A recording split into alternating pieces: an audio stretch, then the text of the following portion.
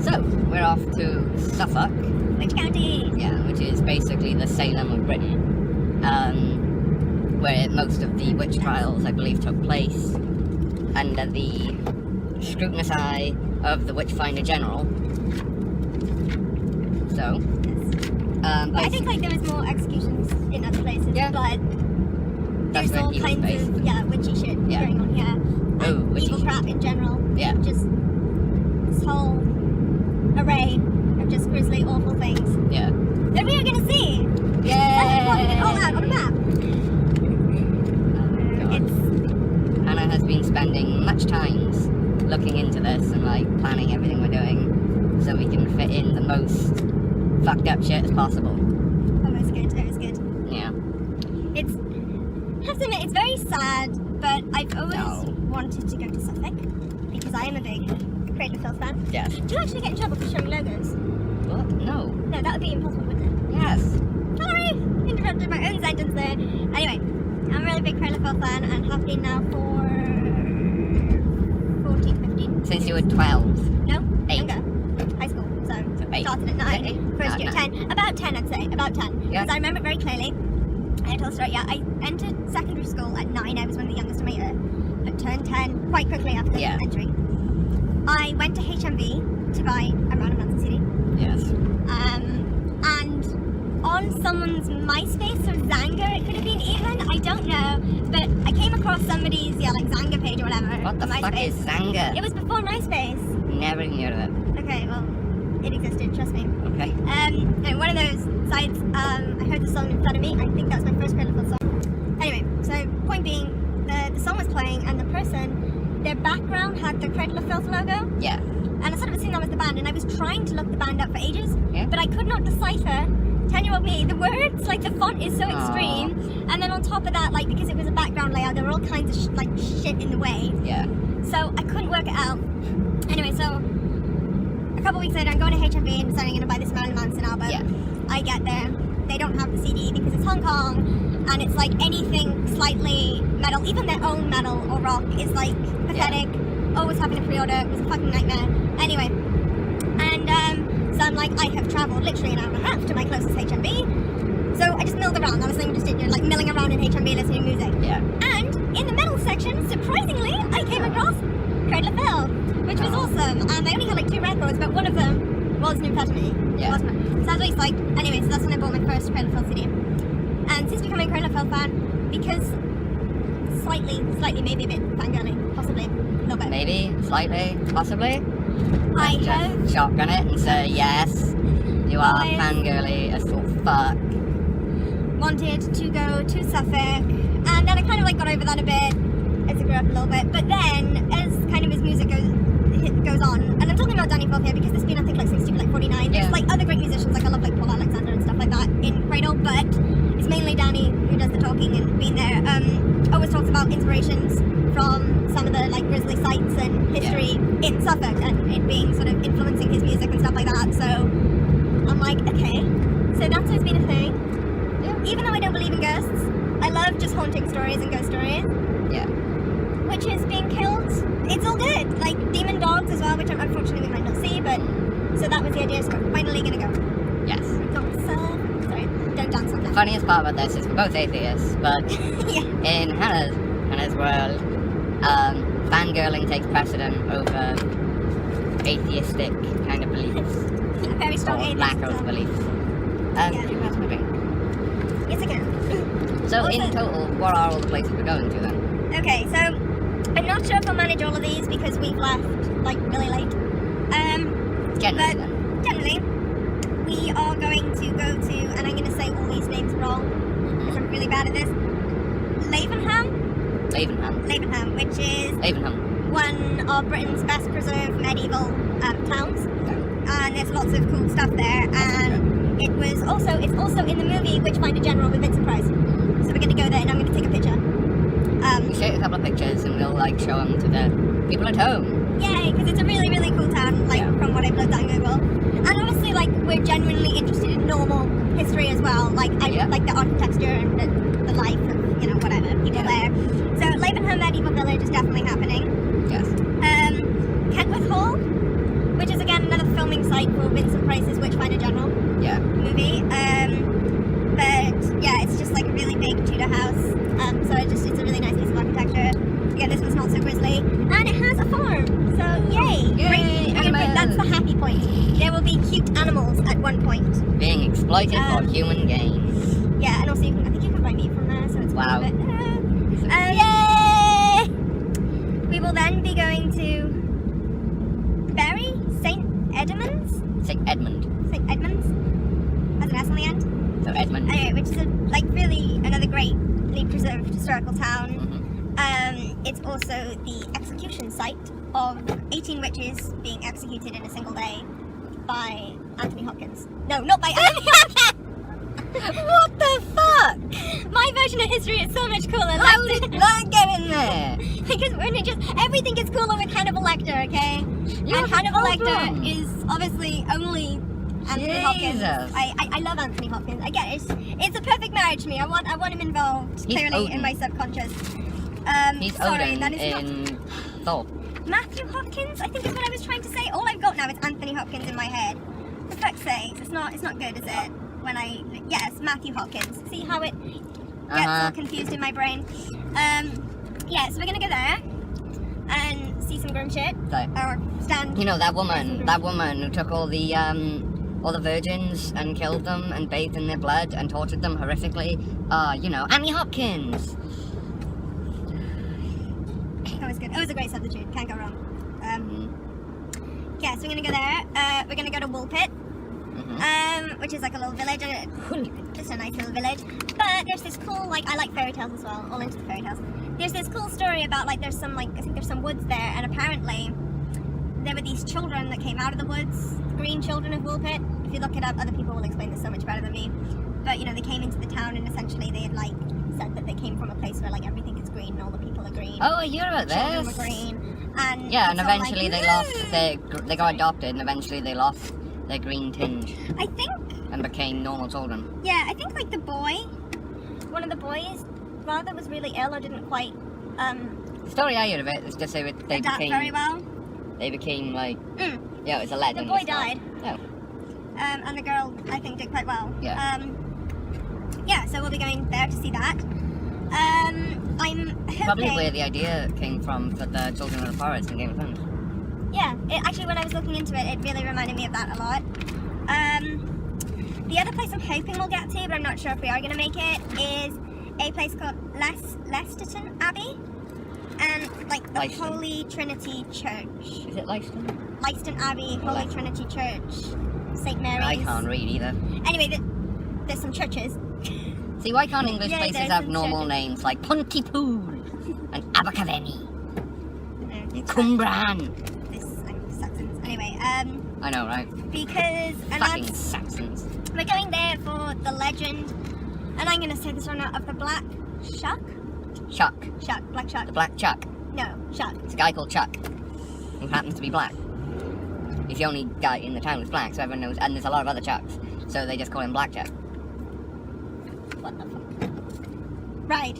I don't know. Well, okay. That was always a thing in my school as well, Yeah. which I always found kind of. Yeah, I've heard that. Black Michael. Yeah. Yeah. Only black guy. It's that thing of because they're in such a minority that they can be distinguished by their skin colour, specifically because they're the only one. It's like, oh, Tom who wears the hat, because no one else wears a hat. Well, this Black Shuck. Okay. Yeah, even more of a minority because he's supposed to be basically a hellhound, a demon dog. How do you know he's a male? No. Sexist! Because he had testicles, apparently. How the fuck do you know that? If somebody wrote that shit recorded somewhere. So it is recorded, actually. There are recorded records of these Seriously? incidents. Yes, there are recorded No, I records mean, no, someone wrote down, and his great bulging black testicles hung between his legs, and his member throbbed alluringly, and I just wanted to give myself over to him and become his bitch. Wanted to feel his black seed run through me. Oh, God. Yeah, if the legend needed anything more added to it to make it more epic and disturbing, I think that would be good. But yeah, essentially it's this dog. I could write romance novels. Am I gonna get to finish the fucking story about the fucking dog? Alright. They're probably not going to get to see anyway. Come on. Okay. So this dog is kind of a hellhound, and basically there was like multiple incidences, one really famous one, Yeah. and then one less so, where he basically like wreaked havoc and like broke into churches. Like there was a big thing of thunder, and then he came through the roof of the church and basically just massacred a bunch of people. Yeah. And he was meant to be this like beastly, ginormously huge dog Yeah. with like red eyes and all this kind of crap. I mean, I gotta be honest, And- it sounds like an allegory kind of story. You know when they make stories to be allegory for things like Christian persecution and stuff like that? It does sound like one of those. Well, and I need to check this, I've lost my information as I looked into it, but the incidents were recorded, and I think the deaths and casualties were recorded from it as well. But, Yeah, it could just be an ancient serial killer. there's this one church, and allegedly, on the back door, there's these claw marks, like these scorched claw marks, which are supposed to be from the dog from that incident. And that's what I'm hoping to see. And then, there was an archaeologist sort of expedition to try, how they knew where these bones were supposed to be, I don't know. But basically they were trying to find the remains of this I dog. mean, I gotta be honest, like, the skeptical side of me thinks that maybe the town, who obviously makes tourism revenue off this legend, has something invested in keeping it going. So, you know, bury yeah, a Great Dane or something, you know? They carbon dated the bones. I think it's a dog, like I don't think it's a demon dog, it's a big dog that was buried Yeah. under what they thought would have been a kitchen. Yeah. So somebody, like, the logical explanation they think is what it is Yeah. that it was a hunting dog. Because Okay. this dog is 7 foot, they basically, can I finish the part where they dig up the bones? Yeah. So they dug up the bones of this dog, and kind of near it was like some pottery. Which how they dated it, and they dated it back to, I'm gonna get this wrong, because it's 16 something, so that's the 15th century, or it's not the 16th Yeah. century, but it starts with 16, is it? Yeah, if it's 15, it's the 16th century. But if it's 16, it's the 17th century. 17th century then. Yes. Somewhere around there, anyway, they sort of like dated the bones and had a look at the stuff they found around it, and you know what would have been there, like what buildings, looking at records, and they reckon that it was probably somebody's hunting dog Yeah. from there, and rather it's coincidental that this massive ass dog is buried there, Yeah. or this dog itself, because of its exceptional size, Yeah. could have frightened people. Could, you know, and then it's that kind of thing where, you know, some cows get killed or some shit, and people think it's something, you know, like, oh, there's some demon dogs. The Valleys has its own version of the black dog story. Yeah, The that black story's dog everywhere. and the white lady and the grey lady exist everywhere, because I think there's a white lady in Suffolk as well that I wanted to go to, or a grey lady. Yeah. There's these certain stories that appear everywhere, so whenever there's some kind of animal attack, there's always that feeling of, you know, vicious, and if there was a dog attack, if you think about it, say, like, you know, if you had a hound that was a guard dog or Yeah. a hunting dog, and it got, like, they said the records say it was a storm, Mm. and I'm thinking if there's any truth behind it, if you have a massive scary, if you have a big dog, Yeah. even if it wasn't this dog, right, just have a big dog, and there's a storm and the dog gets really spooked, enters in and feels threatened if the people are, like, threatening towards it, you know what I mean, and it attacks people, things escalate into, you know what I mean? Yeah. It came from hell on like, riding down on thunder, riding down hell's wrong direction, but, I anyway, mean, well, honestly, so, yeah, just sorry, continue. finish the sort Yeah, of continue the facts. legend. I will stop.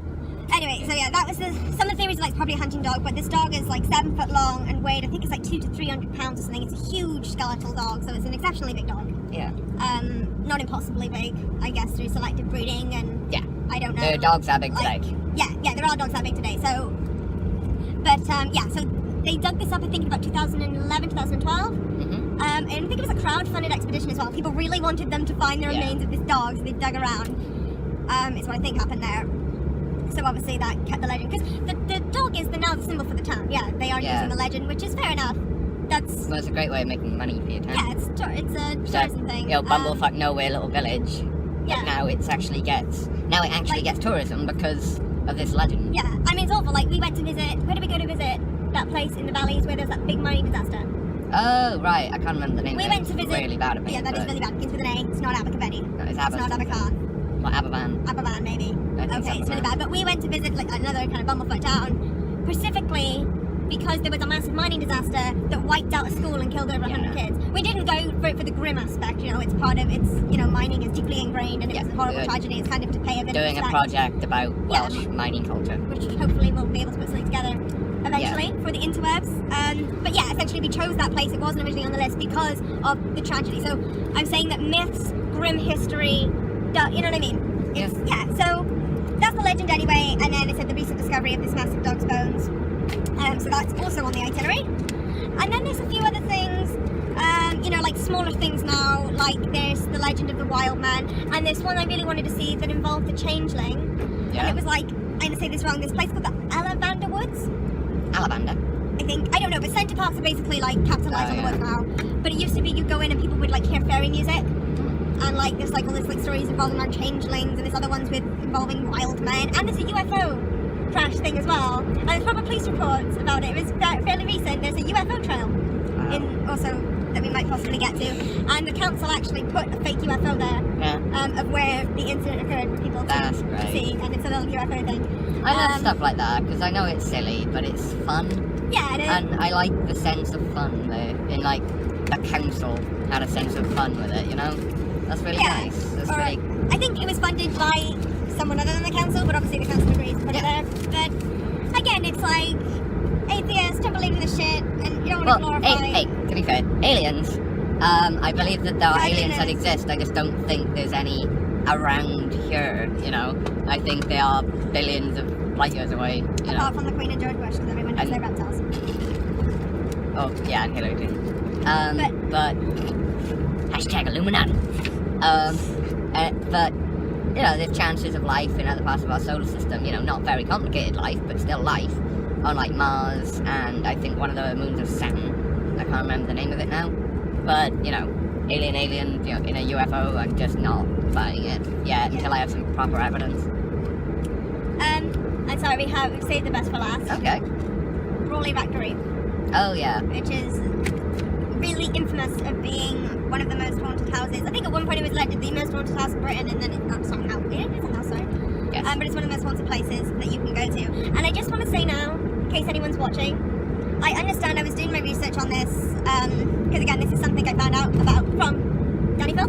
Yeah. Him talking about it. He's been to Crawley Rectory. He lives somewhere close to Crawley Rectory with his work, so you know, that was fun. Yeah. I'm joking. Kind of. But the town of Crawley itself is a really small town, and apparently they've had, and I can imagine throughout the years, just shed loads of people turn up, all like ghost hunters going into the graveyard, because there's a church and then the rectory after, opposite, and the rectory has burnt down, so it is a ruin now. Yeah. And they've had, people rocking up at all different times of the night. There were instances where people broke into the church and started ringing the bells to freak people out. And like, I can imagine you've moved in, this is a quiet town, so I assume like you've moved to the country, this quiet area, because you want a quiet life, and you got a bunch of people turning up with all kinds of ghost equipment. So I just want to say now, we're not going to go in the middle of the night. Where we are. We're in Usk. Oh yeah, we are in Usk. Yeah, I love Usk. Sorry. It's epic. Just click. So yeah, we're not going to rock up in the night, not going to do any kind of paranormal searching. Yeah. And apparently it's really hard to find now because they've removed like the signs and stuff. Yeah, that's hilarious. I have Googled Earth this shit. I have done my homework. But fuck you wanting privacy and peace. I'm not going to like break into the ruins and start doing stuff like that. I'm just saying that I think I could be a ninja. I'm just saying that I want to do this in a way that's kind of quiet, discreet, respectful, just us two, in the town. not. Yeah, that makes sense. I completely agree. I think you have to have respect for the people who live there as well, so that's really important. But at the same time, I can't cross it off the list because they don't own, that history belongs to, you know what I mean? Yeah. Britain, it's so infamous, it has so much legend behind it, and I mean, it has been investigated by like Harry Price, and it's just so grim, some of the stories. Yeah. You know, that I can't resist it, I have to go. But yeah, I will do it nicely, we will do it respectfully. And, are you going to try and find Danny Phil's house? Well, according to the map, like, now I think... You know my dad, when he was younger? Oh god, yeah, this is a funny story. My dad, when he was younger, he actually, with his friends, by going through like a couple of these different songs, worked out where I think Peter Gabriel's house was, or it may have been the lead singer of Pink Floyd. I'm not sure. I think it was Gabriel. But and they him looked and his at friends, magazines, didn't they? And yeah, there was recognized loads the of stuff. They've like put together this like portfolio of how they're gonna track down this house, and actually like went there in like a fucking transit van or something, and just turned up at this, you know, this singer's house kind of thing. And they think, because a couple of months later a song came out called Friendship, and they think that he based the song off of them, because apparently he was really pleasant and nice, and he signed a lot of stuff, and he was really just chatty with them and stuff, so it was really cool. That's an awesome experience. You walk up in someone's house, you wouldn't expect that, would you? Like, Yeah. because to be annoyed, but... I mean, like, you know what we could do is wait until Danny Filth is old and everyone's forgotten him, and then just turn up at his house and knock the door. Like, hey! Did you sign all this stuff for us? We'll give you attention. I'll be like 40 then. So, you realise you have to age, right? Like, it's a requirement. No, I'm of gonna life. get the jellyfish serum. I'm just gonna get myself an Jellyfish. immortal jellyfish, yeah. Yeah, I mean, I think... yeah, I know we grew up in, I think it's Hatley or Hagley. It's on the map. We're gonna pass through it. And I think... Again, I did not go back and look into it, but I think I've heard him mention places like Claydon, going to Claydon with like friends and stuff when I was younger. I think I've heard him mention that, and we're staying right near Claydon. That's where we're going to be staying. And I just moved from Hatley. But anyway, the point being, I reckon through all the interviews, through all the pictures, because again, I think there's Claydon in the Gospel of Filth, pictures of the church in Claydon. So where they first did their promotion stuff when they were... I think, and there's an MTV Cribs, I think, on his house that I've watched a lot. God. So basically what I mean is, I could triangulate the area, then you could probably go on all kinds of fan forums for hours and get more info, and then you could work out, okay, so I've seen the inside of the house, so I know how many stories it is, Okay, and this that's is the size of the getting kitchen. scary. No, what I'm saying is, right, so you could roughly work out what it would look like from the outside, then you could work out how much money he earns, so if you went to the area, you'd look for houses in the kind of price bracket, with the amount of stories, with the similar layout, blah, blah, blah, blah, blah. I think I could find it if I dedicated to it, but I don't want to find it. It's not, like, I am interested, I am fangirl enough to be like, I would like to see where Danny kind of roughly grew up, like, more like the sites that he refers to, probably in the Witchfinder General sites, and I would like to see what influences music. I have no interest in ever rocking it, like, apart from the fact that just crosses a line of, like, seriously, like, respect for people's privacy, man, and stuff. But I'm just saying, I think I could do it. I know, but that was like, I have to say fair play to him, because it's kind of lazy. Like, I'd have to do all that shit on the internet when there's videos of Danny, and there's books that he's put out, and there's, you know, interview, and all the fangirls and obsessed creepy people on the net can work together, whereas your dad had a couple of vinyls and a magazine. Yeah, and like a few friends. And like, yeah, a few friends with no internets and phones, and they worked that shit out, and they got there. So, fair play to them. Yeah, it was before the internet. Probably not a common occurrence. Like, I think now it's so much easier for people to do shit like that. Because, like, I guess before, if, for example, when Danny Filth mentions where he was born, or where he grew up, or where he moved, he'll say it in an interview, whereas before, maybe that would be on TV or radio, and you wouldn't be able to search it at your fingertips. Whereas now, I can pull it all up, all on the screen at once, and play it all together, and I can work out a timeline. You couldn't do that back then. Yeah. Once it was said, it was kind of said and gone, pretty much. But now it's like, now you've given me the clue, I can hold on to it forever. But we're not doing that. We're just driving through the rough area and staying in the rough area. Which is not creepy. It's not creepy. Of course not. Also, can I have one minor bitch before we move on? To probably talk about something else, because this has gone on a weird tangent. Yes.